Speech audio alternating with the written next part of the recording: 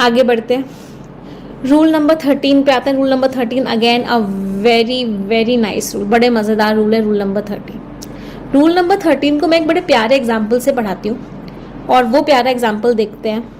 मैंने लिखा, 2 सेंटेंस लिखे। मैंने लिखा आई, या फिर आई वेंट टू टेम्पल। एक और मैंने सेंटेंस लिखा I went to the temple. कोई मुझे बता सकता है इन दोनों में क्या डिफरेंस है? ही वेंट टू टेम्पल,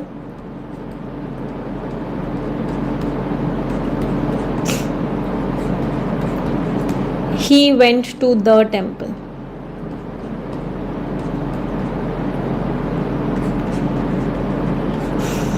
इन दोनों में क्या डिफरेंस है? देखो, अगर वो टेम्पल पूजा करने के लिए गया है, अगर वो टेम्पल पूजा करने के लिए गया है तो वो फर्स्ट वाला सेंटेंस बोलेगा। अगर वो टेम्पल पूजा से मिलने के लिए गया है तो सेकंड वाला सेंटेंस आएगा। He went to temple means वो पूजा करने गया है, he went to the temple मतलब वो पूजा करने नहीं, कुछ और काम के लिए गया है, मतलब पूजा से मिलने गया है।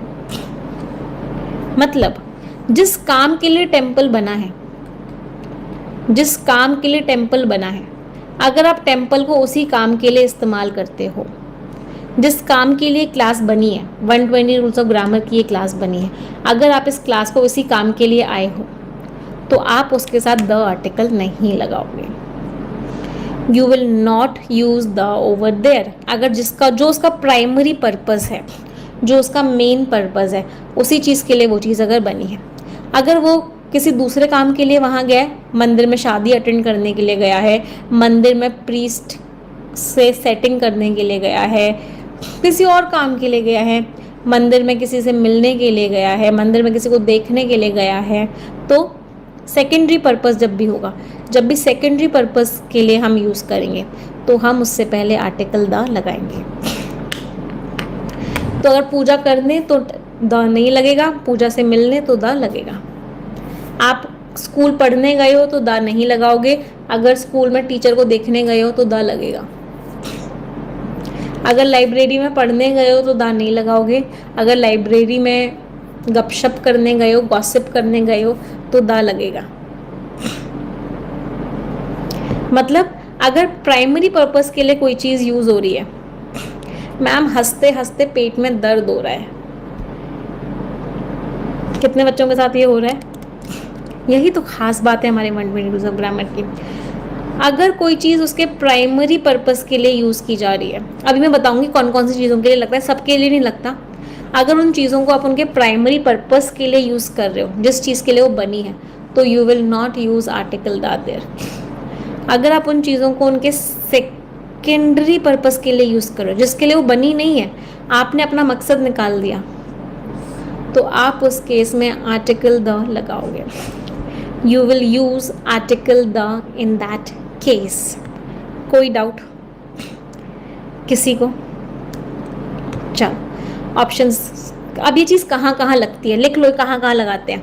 जो चीज़ें जो कॉमन प्लेसेस होते हैं, for example school, college, church, mosque, temple, university, court, jail, prison, market, hospital, table, bed, मतलब जो चीज़ें क्या है, जो चीज़ें नॉर्मल हैं, जो चीज़ें क्या हैं, कॉमन है, things which are common,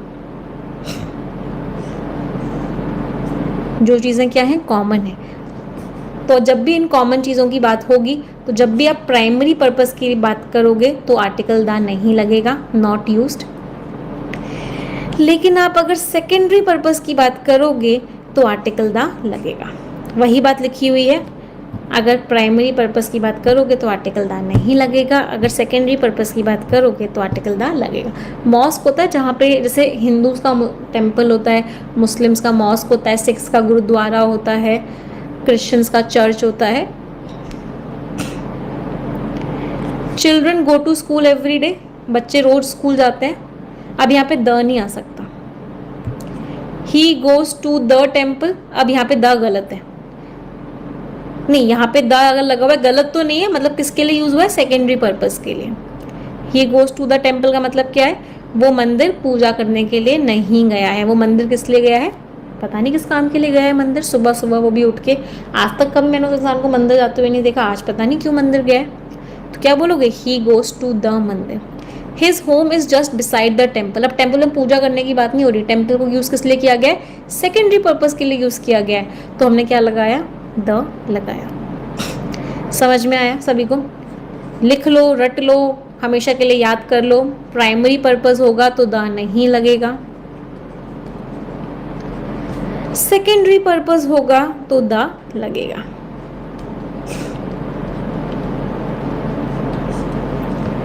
clear?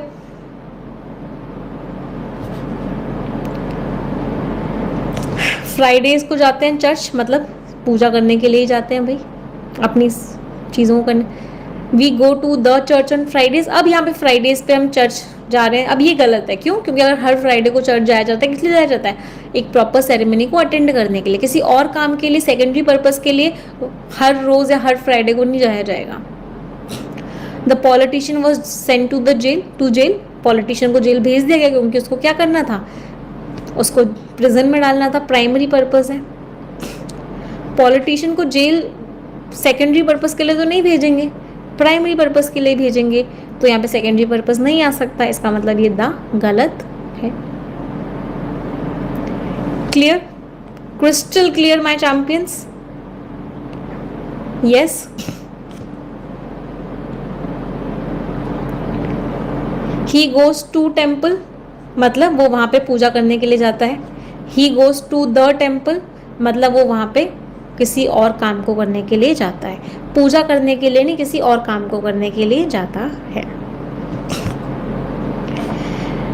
Next rule clear सभी को? कोई डाउट? रूल नंबर 13 में। चलो रूल नंबर 14 पे आते हैं।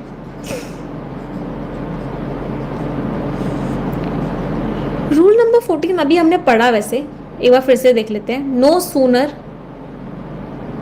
के साथ क्या लगता है? देन। इसके जस्ट बाद क्या लगती है? कोई हेल्पिंग वर्ब। हार्डली, स्केयर्सली, बेयरली सबके साथ क्या लगता है?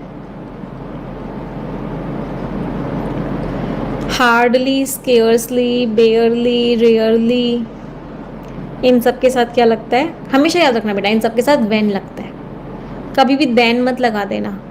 What we'll use? We'll always and always use when। हम हमेशा और हमेशा when यूज़ करेंगे, हम कभी भी then यूज़ नहीं करेंगे। हाँ, अगर कोई मंदिर चप्पल चुराने जाता है तो वो सेकेंडरी पर्पस है, तो वहाँ पे द आएगा। एग्जाम्पल देखो, hardly had I begin to speak, मुश्किल से मैंने बोलना चालू ही किया था कि मुझे रोक दिया गया। हार्डली के साथ क्या लगाया? व्हेन लगाया। इसके जस्ट बाद क्या लगी हुई है? Helping verb. क्या फर्स्ट सेंटेंस समझ में आया? मुश्किल से मैंने बोलना स्टार्ट ही किया था कि मुझे रोक दिया गया। मुश्किल से हमने अपना खाना स्टार्ट ही किया था कि फोन बजने लग गया। स्केयर्सली के साथ क्या लगाया? व्हेन। सबके साथ व्हेन लगता है, लेकिन किसके साथ देन लगता है? देन लगता है नो सूनर के साथ। नो सूनर के साथ व्हेन नहीं लगता, नो सूनर के साथ देन लगता है। जैसे ही मैं अराइव किया, जैसे ही मैं पहुंचा, वैसे ही आर्ग्यू स्टार्ट करना शुरू कर दिया सबने। तो कॉन्सेप्ट क्या है? नो सूनर के साथ देन लगाओगे, हार्डली, स्केयर्सली, बेयरली सबके साथ क्या लगाओगे? व्हेन लगाओगे। कोई डाउट? इन सारे वर्ड्स के साथ हमेशा व्हेन लगता है, जबकि नो सूनर के साथ क्या लगता है?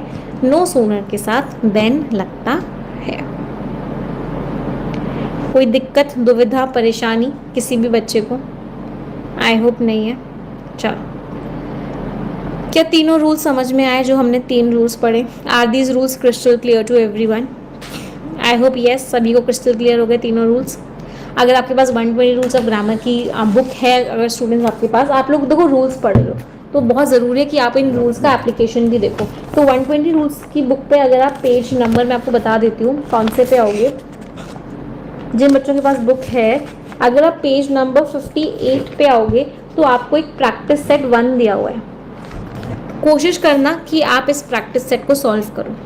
प्रैक्टिस सेट 01 दिया हुआ है, कोशिश करना कि आप इस प्रैक्टिस सेट के कुछ क्वेश्चंस को सॉल्व करो।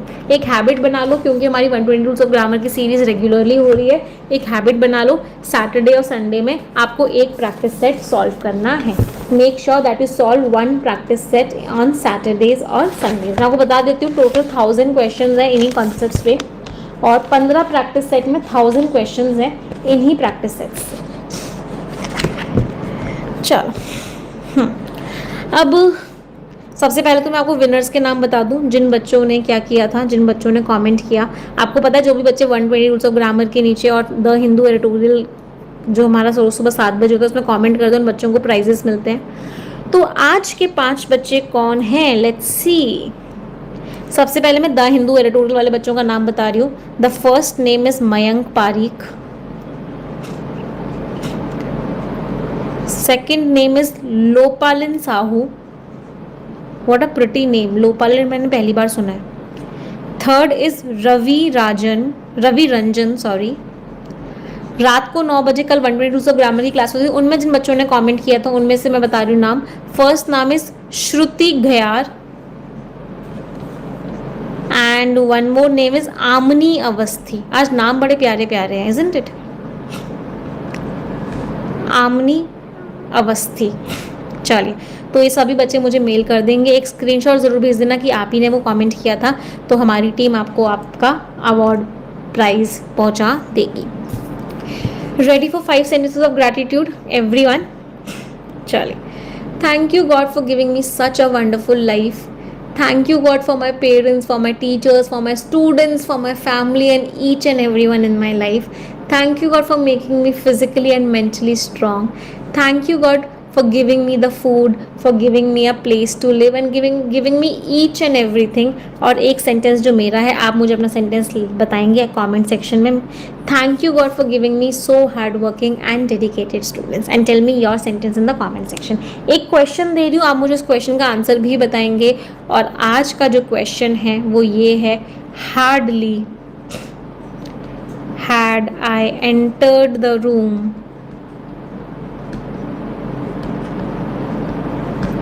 then it began to rain. इस सेंटेंस में एरर क्या है? What is the error in this sentence? आप मुझे ज़रूर बताइएगा। स्टार्ट करते हैं। Let's move to rule number 15। Rule number 15 को समझने के लिए मुझे